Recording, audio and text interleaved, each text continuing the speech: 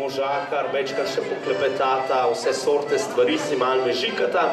No, potem se pa le odpravi do čevlarja, on vzame tisti listek, gleda, ja, prav, kakšne čevlje bi pa rad? Je na vrata medvedove hišice nekdo potrkal, takole, tak. Medved, pogledajte, je ravno kar bral, je bilo pravljic, podrotega, in bil malo nejevoljen, ker je bilo treba iti odpreti. No, kak je vseeno, zvezali svojega naslanjača in je šel pred vrata pogledat, kdo ga je pri tem projektu prijetno na koncu pogledati rezultate, se veseliti doseženega, pohvaliti bralce, pohvaliti sodelavce za njihov trud in privrženost skupnemu cilju. O branju in kaj to je in kaj pomeni vsakomur od nas, kako nas bogati in kako v njem uživamo, so pisali seveda že milijoni ljudi.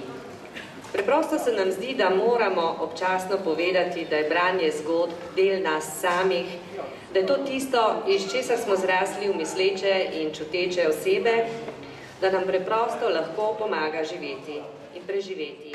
V šoli je bil vseh predmetih slab. Veljal je za največjo od vseh barab.